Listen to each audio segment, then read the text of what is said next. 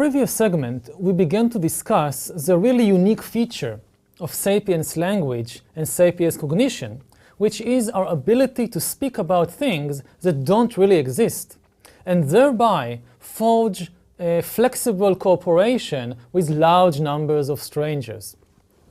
Now, as we said earlier in the previous segment, people easily understand that primitive tribes, someplace in the jungle thousands of years ago, cemented their social order by believing in such stuff as ghosts and spirits, and gathering each full moon to dance around the campfire. What is much harder for us to appreciate is that our own modern institutions, like banks and governments and countries and so forth, they function on exactly the same basis. In order to explain how this still happens even today, I would like to focus on one particular legend, the legend of Peugeot Company. I chose Peugeot Company because its trademark, a lion walking on two legs, which you can see here before you, is a bit similar to the lion man from Stadelcave Cave. And I would like to argue that the similarity is not only in the trademark, but in the way that the entire system functions. Now, Peugeot, for those of you who don't like cars very much, maybe you don't know, but Peugeot is one of the biggest, most important and oldest car manufacturers in Europe and in the world in general. It began as a small company business in around 1896, at the end of the 19th century. And back then, it was just a small family business in one village, Valentini, in northeastern France. Today, 120 years later, Peugeot employs about 200,000 people, most of whom are complete strangers to one another.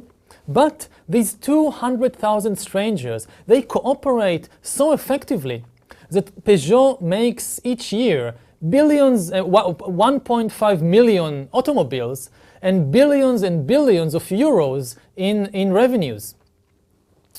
So this is Peugeot, one of the biggest corporations, most powerful corporations today in the world. And I would like to ask, to try to explain what exactly is Peugeot. What is it? This powerful corporation that employs 200,000 people and makes billions of euros each year. One possibility is that perhaps Peugeot is the cars which it manufactures. There's the Peugeot cars that you can see in all kinds of streets and garages. This is obviously not the case. Peugeot Company is not the same as the Peugeot cars. You can take, for example, all the Peugeot cars in the world and destroy them. Or if there is some big calamity, some natural calamity, and all the Peugeot cars in the world get destroyed, it wouldn't harm Peugeot Company. Peugeot Company will continue to exist and will simply start manufacturing new cars. So Peugeot is obviously not the cars and motorcycles and lorries which it manufactures. Another possibility is that perhaps Peugeot is the factories, the machinery, and the showrooms. But this too, it's not the case. I mean, some other disaster might lead to all the factories being destroyed. It won't destroy Peugeot Company. There are cases, for example, during the Second World War, that bombing, aerial bombing, destroyed all the machinery and all the factories of a particular company, but the company continued to exist, and it simply used its money, or it borrowed money, to build up new factories. So the factories, whatever Peugeot is not the factories.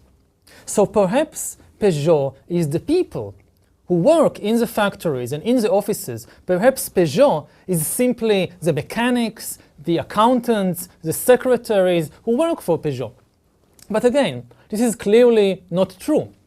You could, for example, fire all the employees of Peugeot. Say, for example, that they all went on strike, demanding higher wages, and the management got upset, and you said, "You're all fired, go away." It didn't destroy Peugeot. The management simply then hired new people and Peugeot went on manufacturing cars. So the workers are not Peugeot. Perhaps the managers or the stockholders, perhaps they are Peugeot. But again, you can change all the management. For example, if the management failed, and so you fire them and you hire somebody else, or say the company plane with all the big managers on it crashed, and all the managers got killed instantaneously. Still, Peugeot company exists. It can simply hire new management and go on. And the same goes for the stockholders.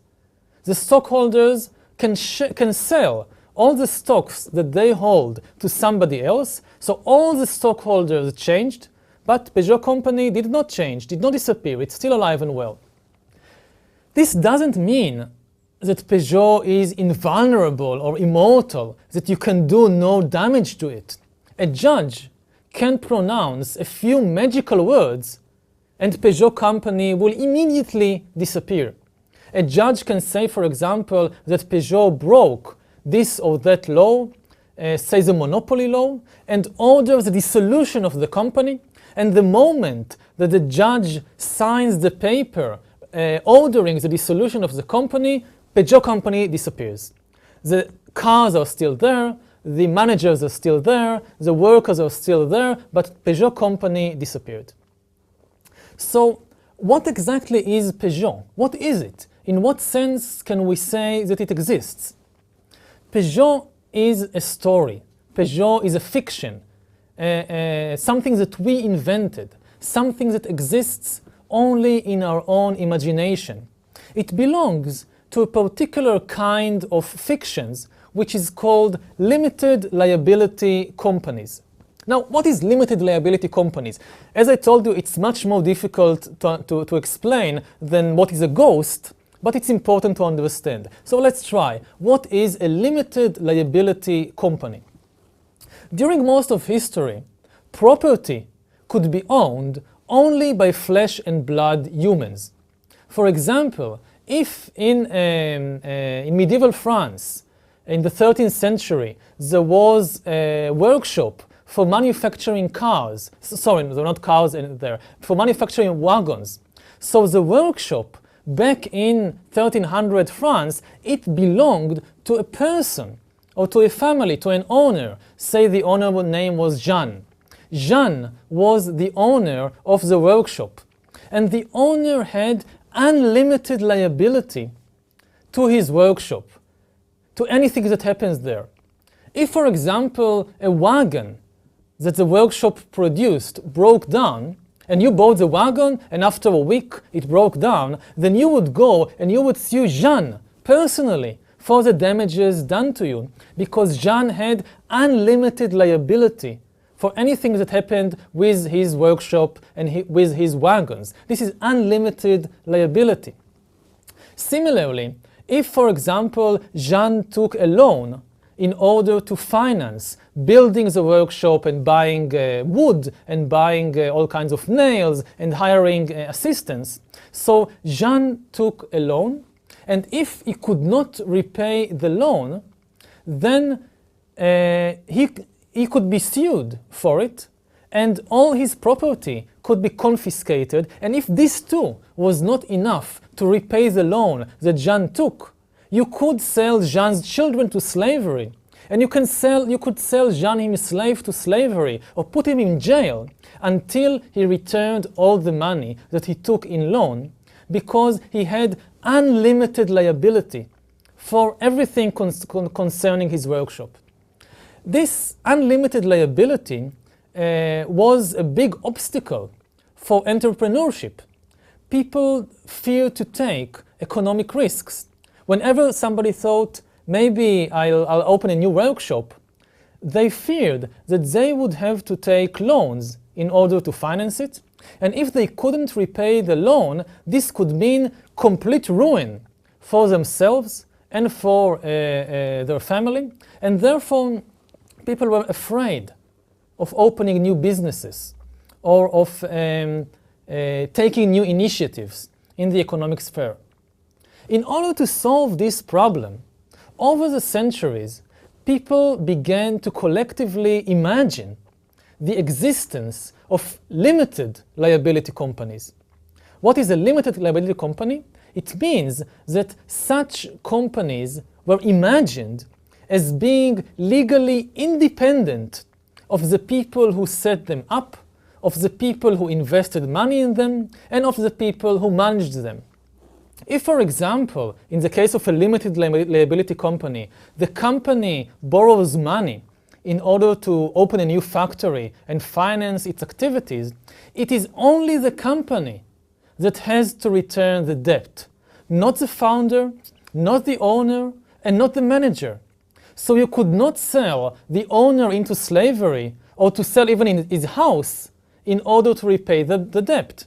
Because it's not the owner who incurred the debt, it is the company. It's not the owner who took the loan, it's the company that took the loan. If, for example, you lent money to a company, and then the company goes bust, and it can't repay you, and you go and you see that the owner of the company or the manager of the company, they are still living in fabulous, luxurious houses with sports car in the yard and so forth, and you say, how come you're living in such luxury and you don't repay my debt, the money that I gave you? So the owner or the manager will say, but I didn't take your money. It was the company who took your money, so I don't have to repay it. It's only the companies that have to repay it. Go to the company, sue it in court, and this is what we do. When a company cannot pay back the money, then unless there was some misbehavior behind the scene, you can only sue the company to get back your money. You cannot sue the owners or the stockholders or the managers. And if the company can repay you very well, but if not, it's your problem. It's not there. Over the last few centuries, such limited liability companies have become the main players in the economic arena. And we have become so accustomed to them that we forget that we invented them ourselves and that they exist only in our imagination, that Peugeot and Google and Microsoft and General Motors and all these companies, they are just fictions in our head. They don't really exist. I mean, they exist, but as stories that we tell. How exactly do you create such a company? How, for example, was Peugeot company created? Well, back in 1896, there was a man called Armand Peugeot, and he decided to go into the automobile industry. It was a very new and dangerous industry, so he decided that he personally doesn't want to risk his own money and possessions, so he decided to set up a company in order to try this new business of manufacturing cars. To do so, to set a new company, Armand Peugeot did roughly the same thing that shamans and priests and sorcerers have been doing for thousands of years in order to create gods and demons and ghosts and other imagined entities. What Armand Peugeot did was he told a story and he convinced everybody to believe in the story. For the sake of comparison, consider, for example, the way in which Catholic priests create the body of Christ, God's own body, each Sunday in church during the ceremony of Mass, the most important ceremony in the Catholic liturgy. How do Catholic priests create the flesh and blood of God each Sunday in church? Well, according to Catholic dogma, it's a story, eh? According to Catholic dogma, if a Catholic priest, when he is dressed in all his sacred garments and robe and hat and everything, stands in church on Sunday and carefully says the right words at the right moment, then normal bread and wine miraculously are transformed into the flesh and blood of God. The priest exclaims, "Hoc est corpus meum." This is a Latin phrase, "Hoc est corpus meum." It means in Latin, "This is my body." it refers to the body of Christ. The priest said, hoc est corpus meum, and hocus pocus, the bread turns into God.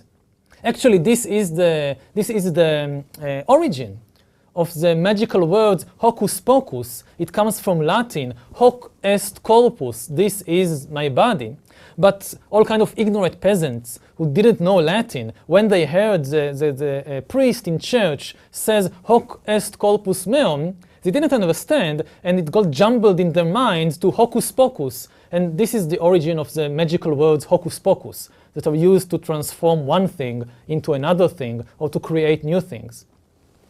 Now, if you believe this story, if you believe Catholic dogma, then once the priest says hoc est corpus meum, you start to treat this object before you as if it was indeed the flesh of God and not just some ordinary piece of bread.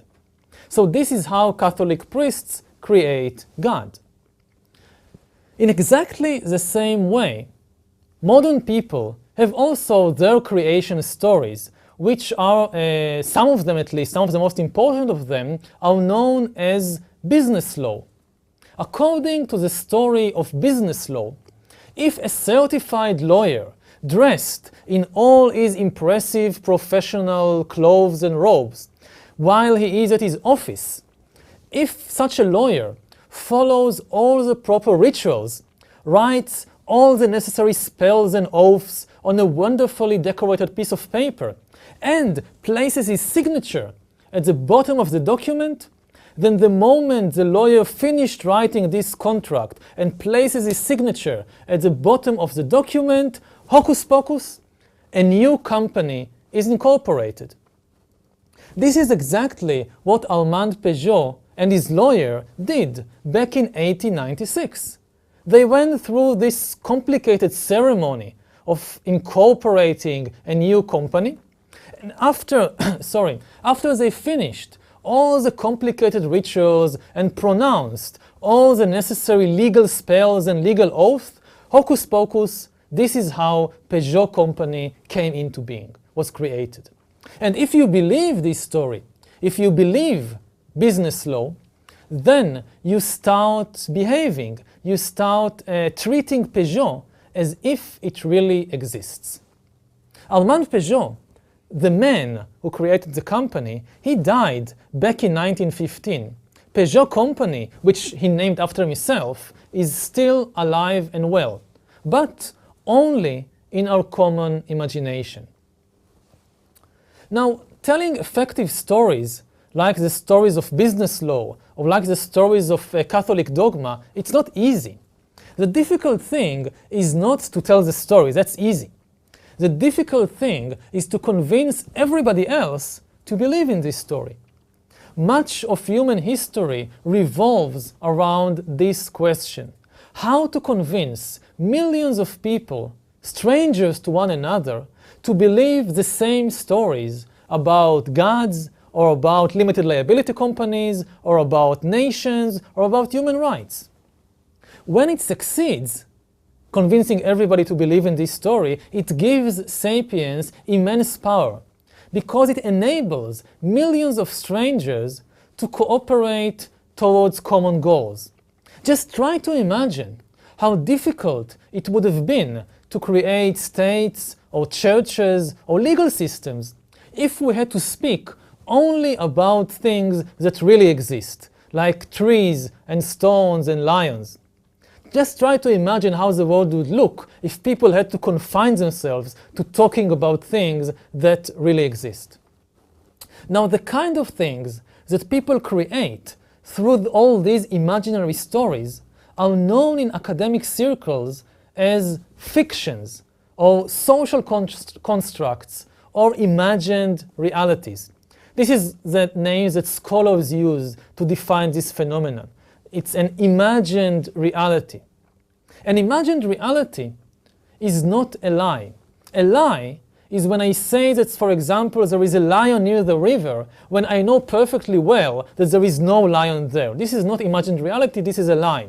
And there is nothing special about lies. Green monkeys and chimpanzees, they can also lie. For example, scholars have documented cases when a green monkey saw another green monkey who just found, say, a banana or a nice piece of fruit. And the green monkey wants it to himself, the monkey wants it to himself. So he makes the lion call. Even though there is no lion around, and he knows there is no lion around, nevertheless, he makes the lion call. And then the monkey who found the banana gets very frightened and runs away, and the liar goes and picks up the fruit and eats it. So this is lying, and monkeys can do it. There is nothing special about it. And imagined reality is something else. Unlike lying, an imagined reality is something that everybody believes in, and as long as this common belief persists, the imagined reality is a real force in the world. Armand Peugeot, for example, really believed in the existence of Peugeot Company. The sculptor from Staddle Cave, who made this ancient lion man 30,000 years ago, he or she, we don't know, he or she probably really believed in the existence of lion man spirits. There are sorcerers and priests who are charlatans, but most sorcerers and priests really believe in the existence of gods and demons. Similarly, most human rights activists really believe in the existence of human rights.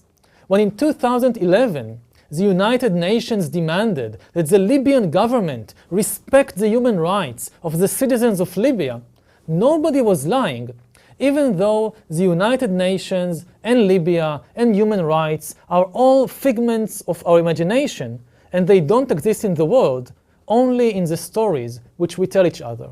Ever since the cognitive revolution, sapiens has thus been living in a dual reality. On the one hand, there is the objective reality of rivers and trees and lions. On the other hand, there is the imagined reality of gods and nations and corporations, and we sapiens are living in both. As time went by, as the centuries progressed, the imagined reality became more and more powerful, so that today the very survival of rivers and trees and lions depends on the grace of imagined entities such as gods and nations and corporations. We see then that the ability to speak with others about things that don't really exist was of immense importance to sapiens. It enabled large numbers of strangers to cooperate flexibly, something that no other animals could accomplish. However, it had another very important advantage, which we will discuss in the next segment.